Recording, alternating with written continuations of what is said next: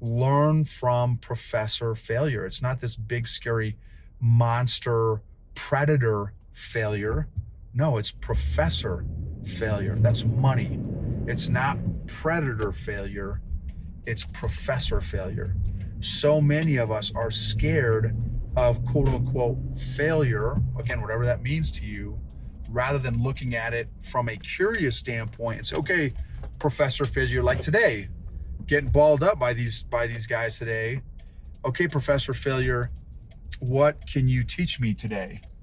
You know, what can I learn today from quote unquote failing? Welcome to the EQ Gangster podcast, where you will learn practical tools to grow your mental and emotional health and intelligence to be the best version of yourself, both at work and at home. It is real, raw, and transformational. The journey of emotional growth isn't easy, but it's worth it. I believe in you.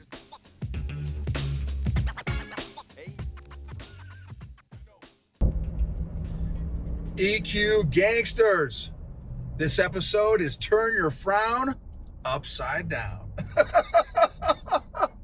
Oh man, doesn't get much cheesier than that. So, jiu-jitsu story, EQ lessons through the eyes of a jiu-jitsu old guy. So today I woke up and was feeling a little bit heavy. Not physically. I kind of always feel a little bit physically heavy because I'm a big guy.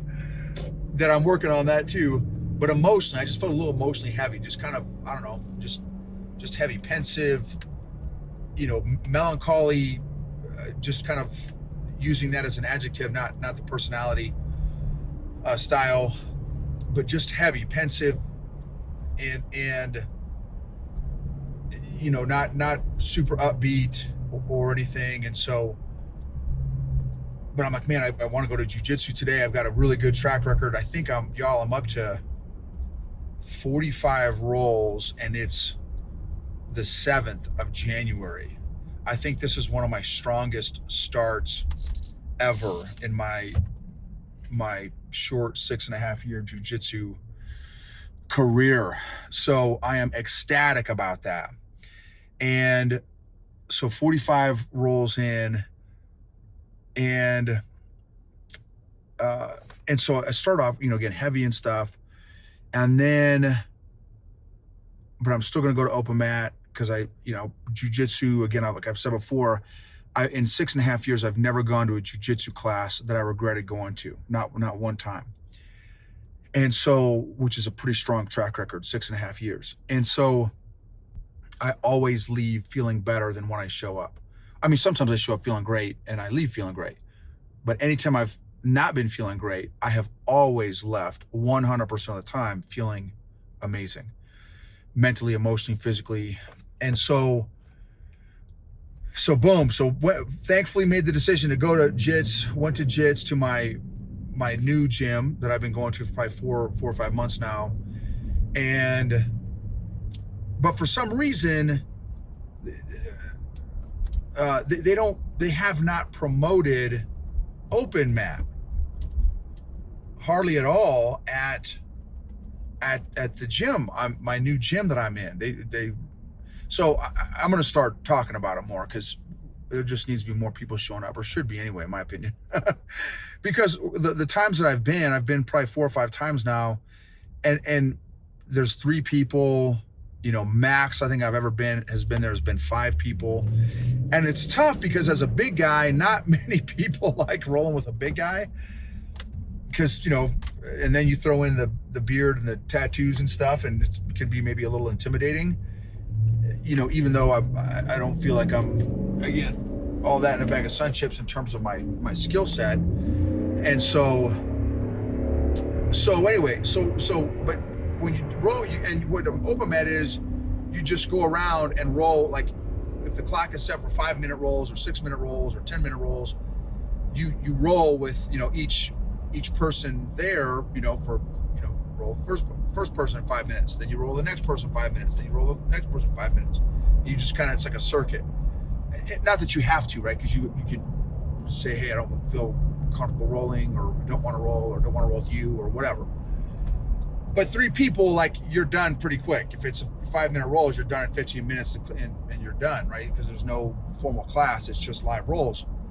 Well, so I show up, and I showed up to the tail end of there's a woman's yoga class going on, and I like to get there a little bit early because I like to stretch. I need to stretch, just being old school and my age. And so I got there like maybe 10 minutes early, 15 minutes early, stretched for probably 5 minutes, 10 minutes, and it's 5 minutes until open mat starts, and there's no one shows up. It's just the ladies still finishing their yoga class. I'm like, man. And a buddy of mine, the guy who called me out, by the way, Big Vince, if you listen to this, Vince, thank you again. He sends me a message on Marco Polo and says, hey, dude, just so you know, I'm going to this newer gym's open mat, which is the gym. It's called, so the gym that I'm at is called Flow State, because it's 15 minutes from my house, maybe 20 minutes from my house, somewhere in that range, 15 to 25 minutes, somewhere in that range. And that's Flow State. And then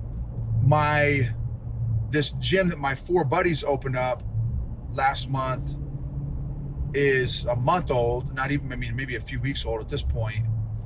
And it's further into, it's like 45 minutes in town. It's called Tabula Rasa, I think is what that, Tabula Rasa, which means clean slate, which is kind of cool. Clean slate. Anyway, so I went to, so Vince, my buddy Vince, who's a brown belt, said, hey, Noble, send me a polo. Hey, I'm going to Tabula Rasa for open mat this morning. And I had just showed up to Flow State. And again, very little, no one showed up, at least when I was there. And so I'm like, okay, I'm going to go to Tabula Rasa open mat. So also quick shout out to our sponsor of the podcast, classicalconversations.com/Gibbons. Definitely recommend checking it out. classicalconversations.com/Gibbons for awesome homeschool skinny. So I went to Tabula Rasa, tabs for short, open mat. Now, here's the expectations.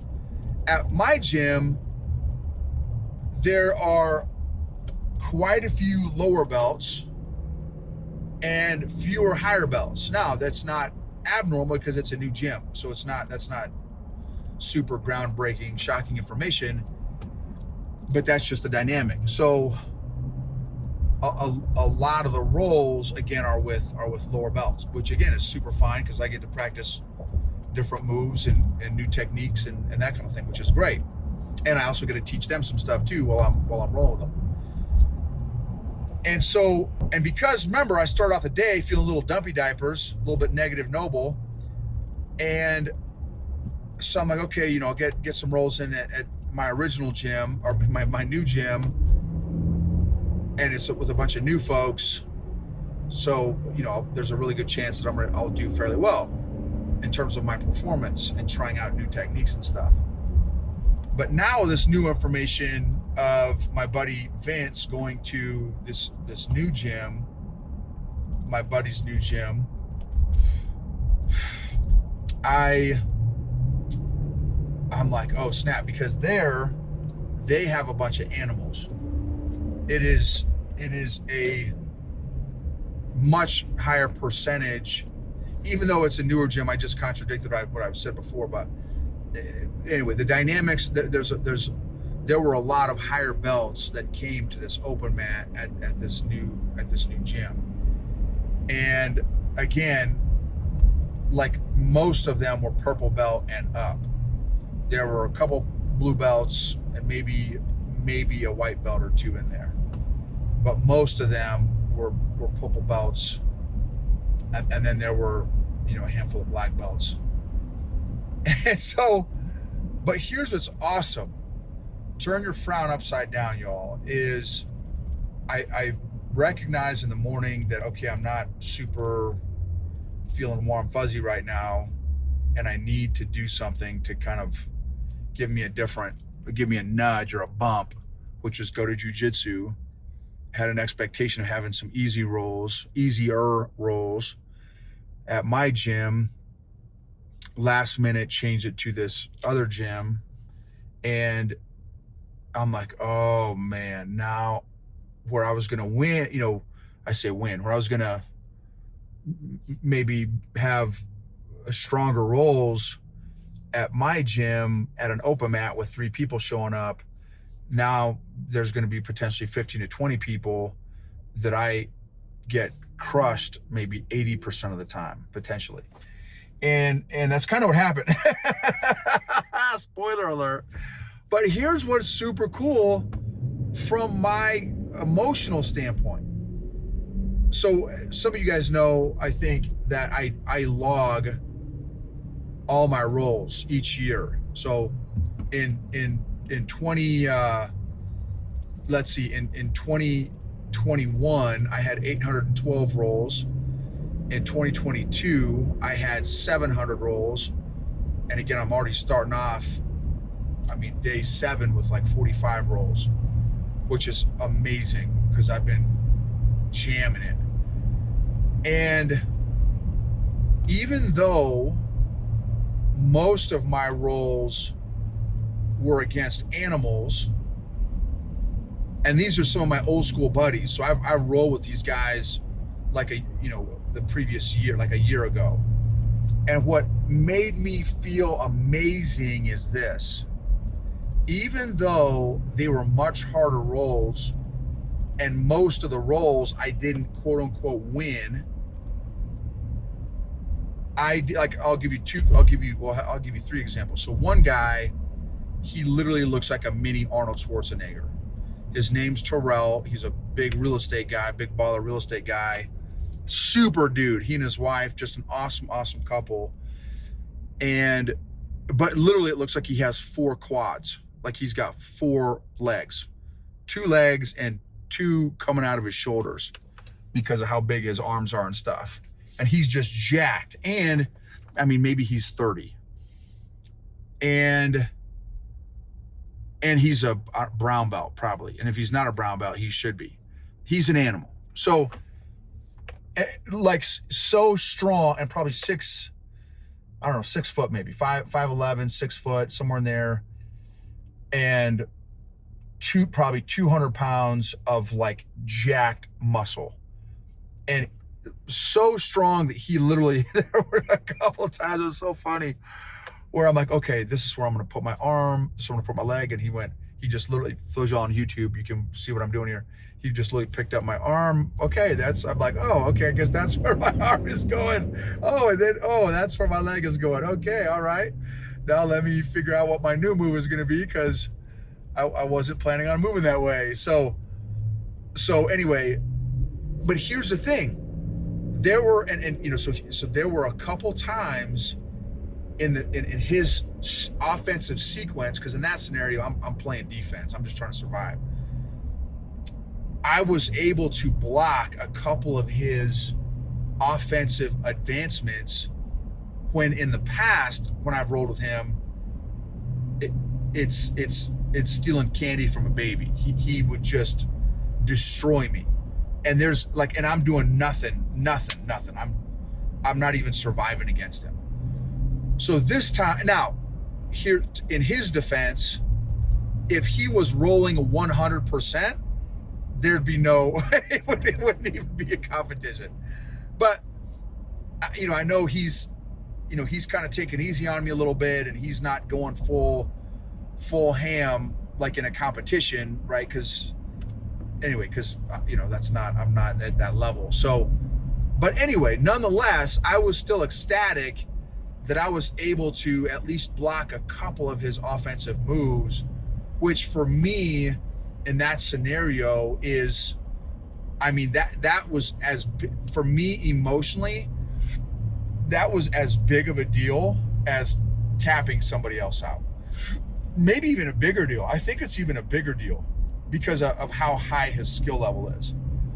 Same thing rolling with another buddy of mine, a guy named John Herrera, Big John. He's a black belt. He's, in my opinion, probably one of the best black belts in the state. And also, it's not if he's going to tap me, it's how many times in 5 or 6 minutes is he going to tap me. That's the only question. And it was still that way this time. But what was super exciting is I think it was there were two times where I was able to do a couple defensive moves where normally when he rolls with me, he gets it every time. You know what I mean? And so again, and it was so funny because I'm real vocal during our roll. So I was like, hey, keep rolling, John, keep crushing me, dude, but I'm going to celebrate, dude, getting a couple W's with you, man. And then again, it's not like I was in a dominant position or that I did an offensive move or that I tapped him. None of that. I just did a couple moves that prevented a couple of his offensive attacks. And again, for me, and especially with John, because he's so skilled, there were W's. I mean, it was, again, and as I'm talking about it, it was more impactful, more significant for me because of how high level of a black belt he is. And then another guy who he's probably 25, he's an animal. He's jacked, thinner guy. He's probably $170, but jacked, and probably 6 foot, maybe 6'1", super strong, super technical. He's probably a purple belt, but very, very technical.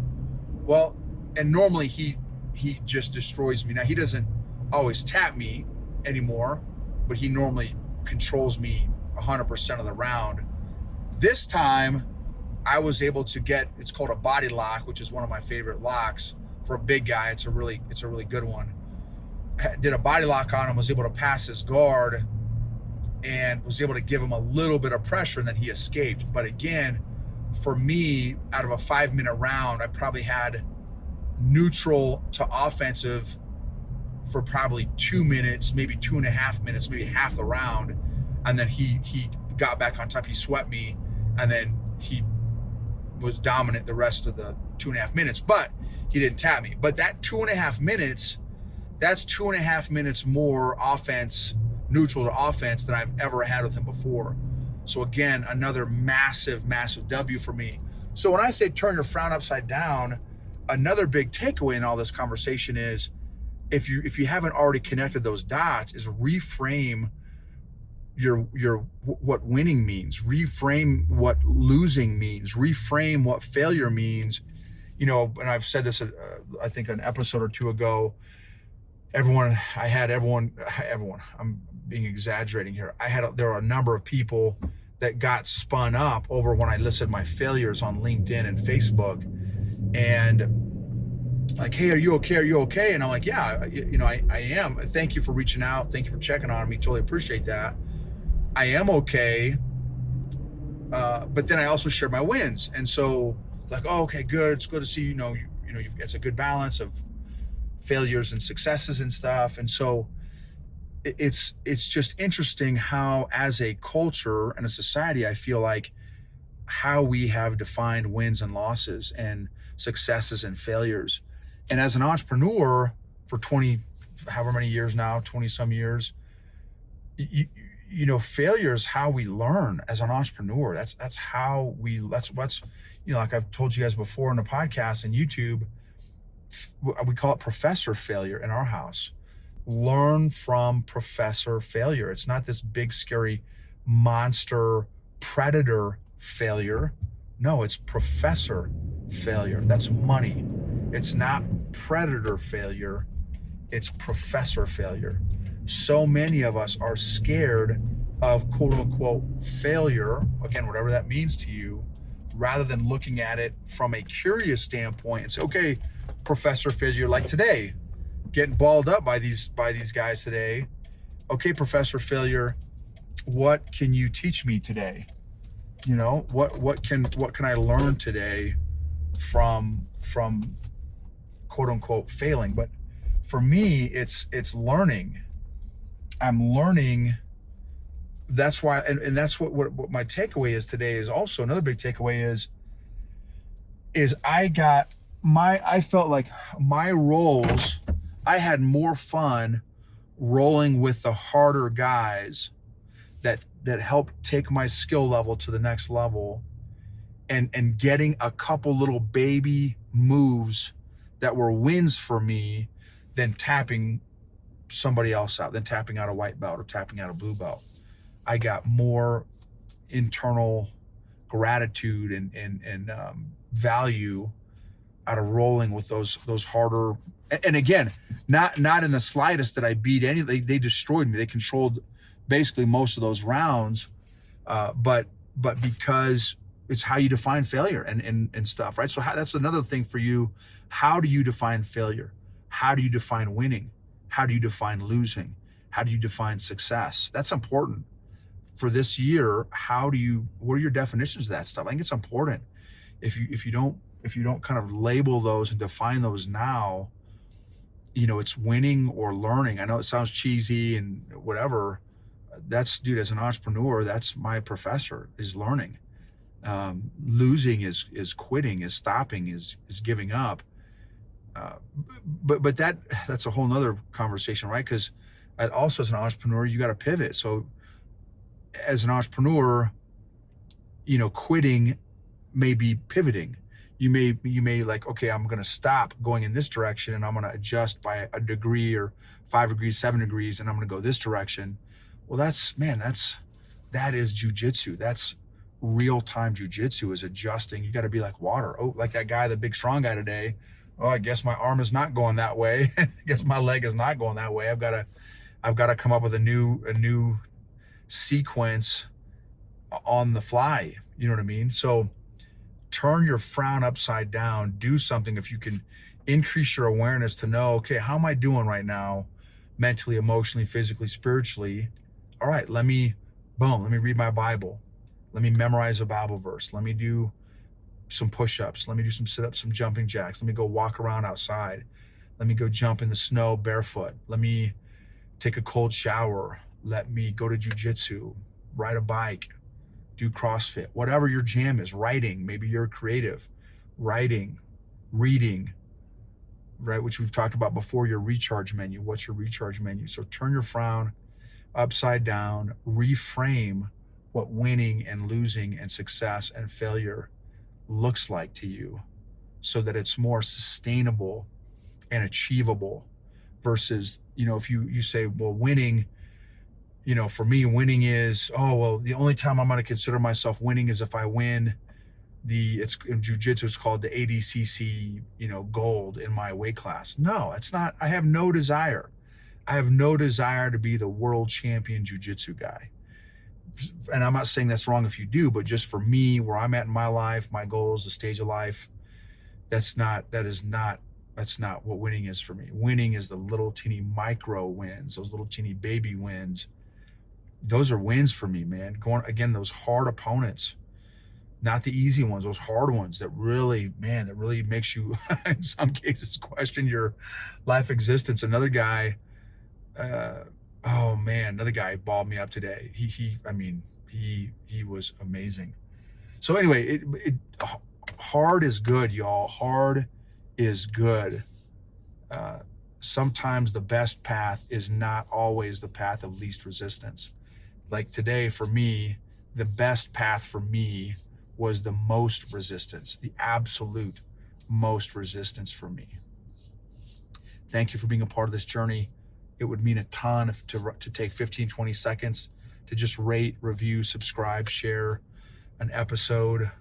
Let me know, maybe one of your takeaways that you've got from one of the episodes.